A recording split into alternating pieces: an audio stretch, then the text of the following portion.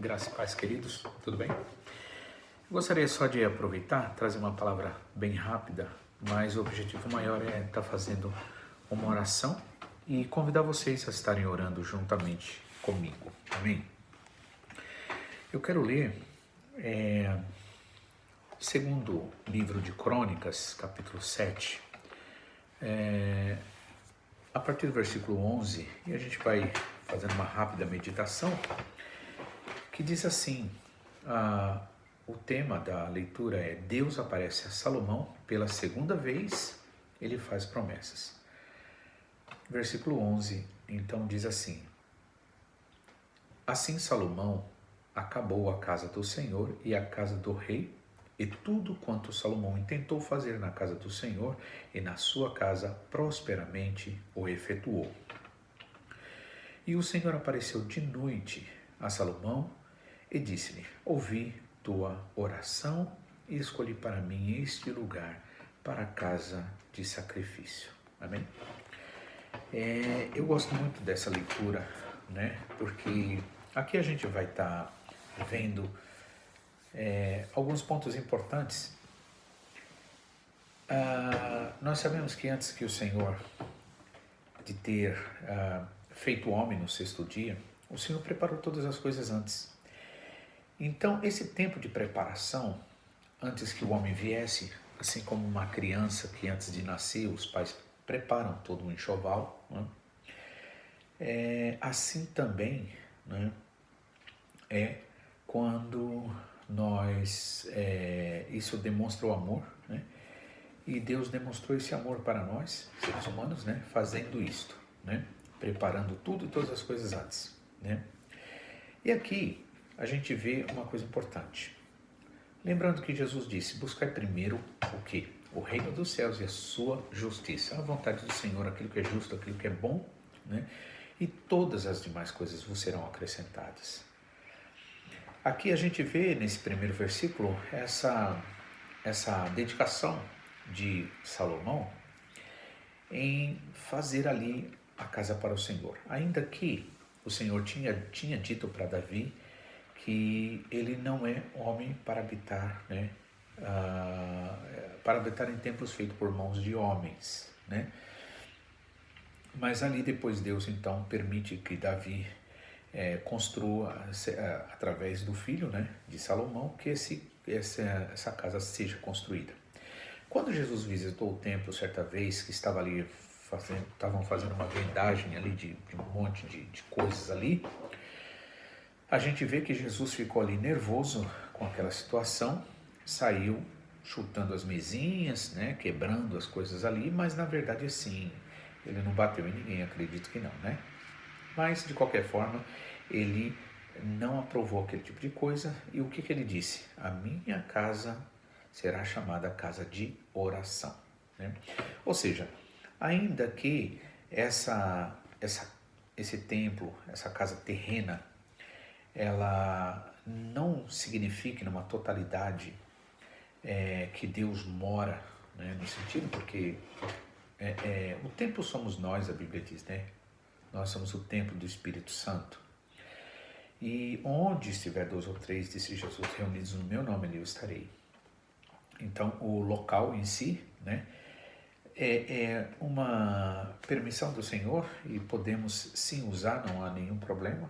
No entanto, é preciso que a gente entenda o propósito deste local. O propósito deste local não é o homem se autopromover, não é o homem buscar a sua vontade.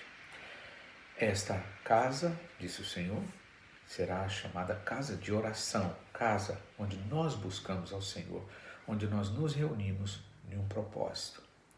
E a gente vê que Salomão ele teve essa preocupação, né? E ele então, e isso é agradável ao Senhor, quando nós nos preocupamos, como Jesus falou, buscando em primeiro lugar o reino dos céus e a sua justiça, e as demais coisas não serão acrescentadas, né? Ou todas essas coisas, ou seja, as coisas importantes realmente serão nos acrescentadas. E aí, quando ele acaba, ou seja, existe um tempo, né? E ali dentro desse tempo que o Senhor nos dá, nós fazemos aquilo que precisa ser feito. A casa também, claro, né, representa a nossa vida, né, o nosso interior. E aí, assim como Paulo disse, nós somos o templo, né, de Deus, do Espírito Santo. Amém? Esta casa, né, que também significa o altar de Deus, a gente vê ali na passagem onde Elias ali tem aquela disputa com os profetas, os falsos profetas, né? E ali o que ele começa a fazer? A primeira coisa que ele faz é colocar ordem ali no altar, né? As pedras significam palavras, o pastor Takama sempre nos lembra isso, são palavras, são afirmações. Por exemplo, quando Jesus perguntou a Pedro, ou não só para Pedro, para todos ali, e Pedro vai, e o Senhor pergunta, quem vocês dizem que eu sou? Porque um diz que eu sou uma coisa, outro diz que eu sou outro. E aí Pedro vai dizer assim, Senhor, Tu és o Filho do Deus vivo. Tu és o Cristo, o Filho do Deus vivo. E ali Jesus se alegrou e disse, e eu te digo, Tu és Pedro, e sob esta pedra, né, edificarei a minha igreja. Esta pedra, na verdade, representa esta palavra, porque na construção de casas, de prédios, é necessário ter pedras. Então era necessário ter pedras. Então, sob esta palavra, sob esta afirmação, né, então eu edificarei a minha igreja. Ou seja, que palavra é essa? Que edificação é essa? Que pedra é essa? Significa que Jesus Cristo, que Jesus é o Cristo, o Filho do Deus vivo, aquele que se entregou por nós, aquele que nos amou, aquele que veio para nos livrar da eterna condenação. Então, lembremos que esta casa, né, o templo em si, né, é casa de oração. Quem disse isso? Jesus. Então, ninguém pode ir contra isso que Jesus falou. Amém? Desde que o templo seja entendido para esta função, para nós nos reunirmos, para buscar o Senhor, para nos fortalecermos na comunhão. Amém? Né? Esta casa é casa de oração, tem a bênção do Senhor. Né? E, por outro lado também, nós somos o templo onde Deus habita através do Espírito Santo, né? E nós, então, né, precisamos desse altar, né? Está realmente sendo, colocando em ordem o que o altar significa o quê? Que as palavras que nós crermos, que saírem da nossa boca, devem ser palavras que venham do Senhor Jesus, do verdadeiro Evangelho. Então não pode ser qualquer palavra. Por exemplo, sob o sacrifício do Senhor Jesus Cristo na cruz do Calvário, é que nós temos a salvação. Isto é uma pedra. Que a salvação é pela graça e não pelas obras, ainda que as obras vão acompanhar a verdadeira fé. Mas na verdade não é o simples fazer que vai me dar direito a receber essa graça, mas é pela fé na graça que eu sou levado a fazer as coisas porque verdadeiramente eu creio. Então, a fé a salvação é pela graça. Isto também é uma pedra. Que Jesus Cristo é o Senhor é uma pedra. Que Jesus Cristo ele veio, né, foi nascido, né, de uma virgem, conforme prometido ao Senhor, ele sendo filho de Deus, tendo duas heranças, como o pastor Takama sempre nos lembra, uma herança é celestial, porque é do Pai, outra herança é da terra, através do nascimento maternal em Maria, né, sendo a Maria virgem, porque Jesus Cristo foi ali gerado pelo Espírito Santo, pela palavra. Isto também é uma pedra, ou seja, são bases da nossa crença, da nossa fé na palavra e na salvação que o Senhor tem. Né? Então, depois de ter acabado, depois de ter feito as coisas de Deus, tudo tem uma ordem também, né? E aí diz o 12 aqui, né? Segundo o livro de Crônicas, capítulo 7, agora versículo 12, diz assim: o Senhor apareceu de noite a Salomão, ele disse: ouvi tua oração e escolhi para mim este lugar para casa de sacrifícios, né? O Senhor Jesus deixou bem claro, a palavra é dita também através do apóstolo Paulo, que os verdadeiros sacrifícios que Deus quer são o sacrifício de louvor, de adoração. O verdadeiro sacrifício que, na verdade, nos leva à salvação, O único e verdadeiro sacrifício é o sacrifício de Jesus Cristo, único e capaz de vencer ao inimigo, né? Agora, fora disso, temos sacrifícios? Sim, sacrifícios de louvor, de adoração. Então, no momento em que as situações apertam, no momento em que a gente realmente está numa situação onde temos, vamos dizer, razões naturais humanas para reclamar, então ali a gente para e pensa, ou se reclamou, volta atrás, Senhor, Pai, me perdoa, eu sei que eu estou errado, Senhor, a minha fé está afirmada em Ti, naquilo que Tu és, toda honra, toda glória é para Ti.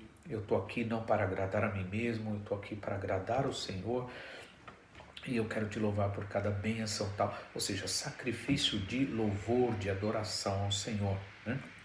Então, Deus disse assim, então esta minha casa, ouvi a tua oração, escolhi para mim este lugar para a casa de sacrifícios, né?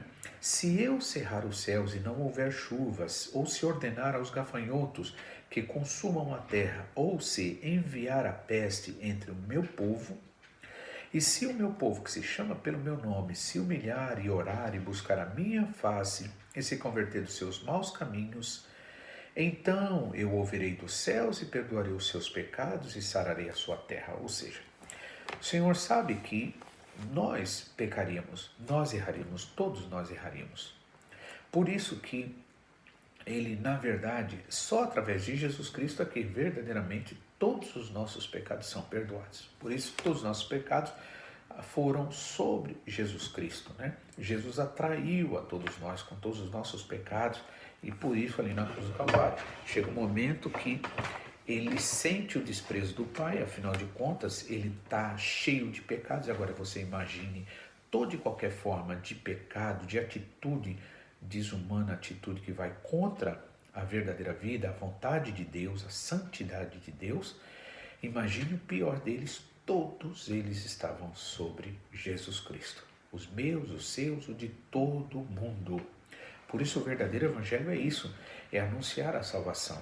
É dizer que as pessoas não precisam continuar nesse tipo de vida que elas têm vivido, mas elas podem encontrar em Jesus, né, uma transformação, podem receber de Jesus a transformação. E por quê? Porque os pecados dessas pessoas também estavam sobre Jesus. Por isso eu gosto muito de Salmo 139, que diz: o Senhor não nos repreende perpetuamente, nem conserva para sempre a sua ira. O Senhor é bom, assim como um pai se compadece do filho, o Senhor também se compadece de nós, tal, e assim sucessivamente, né? Então esse é o verdadeiro evangelho.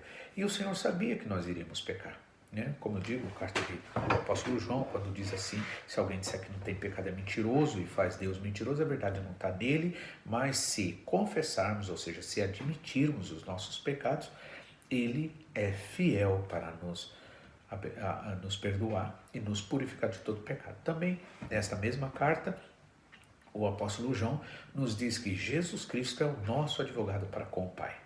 Ele também diz uma outra coisa muito bonita, que uma vez foi uma bênção na minha vida, numa situação em particular, né? Quando diz ali o versículo que aquele que ama, né? Aquele que tem medo, melhor dizendo, desculpa, aquele que tem medo é porque o amor não está aperfeiçoado nele. Ou seja, o amor está está crescendo, está se fortalecendo, mas ainda, então enquanto não houver amor, existe o medo. Então você que de repente tem medo disso, tem medo daquilo outro, é porque ainda esse amor está em formação e não chegou a um ponto onde você já tem uma maturidade e você pode realmente confiar no Senhor. Eu gosto em particular daquele louvor que diz: porque Ele vive, posso crer no amanhã, porque Ele vive, temor não há. Ou seja, ainda que as coisas venham nos ameaçar, o que acontece? Você está firmado no amor de Deus. Então, ali o apóstolo João diz assim, que aquele que tem medo é porque o amor não está aperfeiçoado, porque o amor lança fora, né, todo medo. Amém? Então, quando há o amor, né, firmado ali, já mais crescido, vamos dizer assim, mais bem formado, vai lançando todo medo fora. Então, o Senhor já tinha preparado para nós o perdão para os nossos pecados, não só do passado, como do presente, do futuro também, porque o Senhor sabe, conhece nosso coração. Lembre mais uma vez, Jesus Cristo é o meu, é o seu, é o nosso advogado. é o advogado de todo aquele que aceitou esse sacrifício de Jesus. Por isso é importante que você aceite a Jesus no seu coração, receba. Aceitar significa você receber essa palavra, você crer nessa palavra, e a partir daí o Espírito Santo vai trabalhando dentro de você. E aquilo que é necessário ser mudado, vai ser mudado, porque o Espírito Santo vai te levar a uma mudança real e verdadeira, né? Então, ele diz assim, se o meu povo, que se chama pelo meu nome, se humilhar, né? Desculpa, no anterior, o 13 diz assim, se eu cerrar os céus e não houver chuva, ou se ordenar os gafanhotos que consumam a terra, ou se enviar a peste entre o meu povo, veja só, tudo isso que está sendo falado, o que você entende, o que dá para entender, é que essas coisas vêm de Deus, né? Olha só, cerrar os céus, cerrar os céus, ou seja, o céu está fechado, não chove, não, as plantas, as sementes não podem, né, crescer, né? Não houver chuva, se eu ordenar os gafanhotos que consumam, ou seja, Deus está no controle de tudo. Inclusive essa situação atual que nós estamos vivendo, Deus está no controle disso também. Agora veja só, aí você pode perguntar, mas que Deus é esse que permite uma coisa dessa, uma barbaridade dessa? Irmãos, vamos lembrar aquilo que o pastor Takayama sempre nos lembra, a guerra entre Deus e Satanás é uma guerra de direitos. Então, o que acontece? Deus não pode ser acusado de injustiças. Então, quando nós desobedecemos, veja, por que essas situações acontecem? Por causa dos nossos pecados, por causa das nossas desobediências. Ainda que nós somos filhos de Deus, ainda que nós fomos lavados, purificados em Jesus Cristo, ainda que nós somos salvos em Jesus, né, nós ainda estamos vivendo aqui essa vida na terra, né? Todos nós estamos sujeitos a erros e erramos e pecamos, tá? Acontece que por causa da nossa desobediência, né, o que acontece? Dá direito ao inimigo, né, de vir contra nós, ou de exigir de Deus que nós sejamos de alguma forma castigados. Só que Deus é o nosso Pai, como diz Salmo 103, né? É um Pai que se compadece de nós e que não nos trata segundo os nossos pecados, que não nos repreende perpetuamente, né?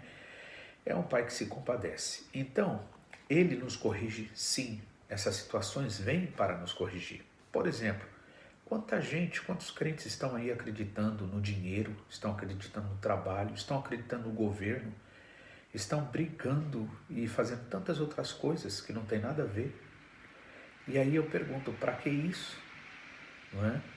Somente a verdade pode libertar, somente Jesus pode libertar a gente, né? Qualquer palavra, qualquer ideia, qualquer situação, irmãos, que venha trazer outro resultado, que não seja a paz de Deus no seu coração, a alegria, o amor uns pelos outros, a comunhão, isto está do lado da mentira. Mas a verdade, né, é a única que liberta. Quem disse isso? Jesus. Jesus disse, eu sou o caminho, a verdade e a vida, ninguém vem ao Pai senão por mim. Conhecereis a verdade e ela vos libertará. Então qualquer coisa que faça você ficar nesse mundinho aqui e discutindo e querendo dizer que tem ideia melhor para consertar, irmãos, esquece isso. Faça a sua parte. Faça a sua parte. Faça o que você tem que fazer. Seja honesto, seja sincero, né? Obedeça às autoridades naquilo que realmente vai ser certo para obedecer. Claro que existe um limite dessa obediência, porque uma hora que falar, não, você não pode adorar a Deus, isso é impossível, até porque na verdade não tem como deixar, né, controlar alguém aqui dentro, amém? De qualquer forma, a Bíblia fala inclusive para nós orarmos pelas nossas autoridades para que tenhamos paz. Então não são os acordos do mundo, não são as ideias do mundo que vai dar paz, vai trazer paz. Então esquece isso, faça a sua parte, seja sincero, verdadeiro, busque o reino dos céus em primeiro lugar, testemunhe desse amor de Deus, dessa esperança que é em Cristo. E como disse Jesus, eu faço da palavra dele as minhas, e que os mortos enterrem os seus mortos, né? Mas vai tu e faz a minha vontade, disse o Senhor Jesus. Então não tem que ficar discutindo, não tem que ficar brigando, não tem que ficar defendendo. O que você tem que fazer é o seguinte, viva esta comunhão com o Senhor. Ao invés de você perder tempo falando outras coisas que não vai dar jeito, né? Porque esse mundo ideia é o que não falta nesse mundo, né? O que você faz? Começa a comentar da palavra de Deus, começa a falar daquilo que traz amor, que traz esperança, que traz alegria, daquilo que glorifica o Senhor, amém? Então nós pecamos, e aí o Senhor já anteviu isso, e ele disse assim, olha, se eu, engraçado que primeiro ele coloca a situação como se ele fosse simplesmente o que estivesse fazendo isso, por fazer. Se eu encerrar os céus e não houver chuva, ou se ordenar os gafanhotos que consumam a terra, ou se enviar peste entre o meu povo, né? Agora sim nós vamos entender o porquê disso. E se o meu povo, que se chama pelo meu nome, se humilhar e orar e buscar a minha face e se converter dos seus maus caminhos, ou seja, das nossas escolhas erradas, porque nós somos chamados por Jesus, libertos em Jesus, mas nós temos realmente liberdade. Você é livre para crer no que você quiser, entender, mas uma coisa é verdade, você vai sempre ter consequências daquilo que você vai fazer, das suas escolhas. Então, se converter dos seus maus caminhos, então eu os ouvirei do céu e perdoarei os seus pecados e sararei a sua terra. Veja só, agora a gente colocaria, vamos dizer assim, aqui invertendo esses dois versículos, ficaria então, quando meu povo, né, se humilhar e orar e buscar a minha face, converter dos seus maus caminhos, eu os ouvirei do céu, perdoarei os seus pecados, sararei a sua terra, e tendo eu cerrado os céus, e não havendo chuva, ou ordenando os gafanhotos que consumam a terra, ou se enviar a peste entre o meu povo, eu sararei, eu curarei, eu transformarei tudo e todas as coisas. Então não se assuste com nada, faça o que você tem que fazer, né? Eu gosto de lembrar uma coisa, a fé não nos faz pessoas irresponsáveis, amém? Então, disse Jesus, não tentarás o Senhor teu Deus, né? Faça o que você tem que fazer, limpeza nunca é demais, nessa atual situação que a gente vive. Inclusive eu quero só dar um toque para vocês, a importância de vocês também sempre limparem aí tudo aquilo que vocês usam demais, por exemplo, a maçaneta da porta que você entra, né, na entrada, fora, dentro, o fogão, a geladeira, essas coisas assim, a porta que você abre, todas essas coisas, é muito importante que você limpe, que você cuide, tá bom? Faça a sua parte, né? E deixe que Deus vai fazer o que é principal, amém? Porque praga alguma chegará à tua tenda, amém? Ou seja, mas não é porque eu creio, né, que praga alguma chegará à minha tenda que eu vou ser irresponsável, porque limpeza nunca é demais, amém, irmãos? A gente deveria fazer essas coisas independente se tem um vírus aqui ou outro ali na atualidade, amém?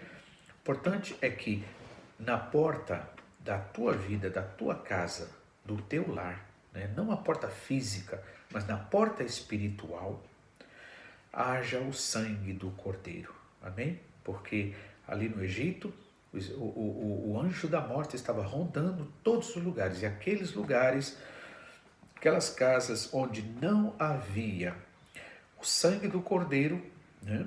Então, ali entrava o destruidor, né?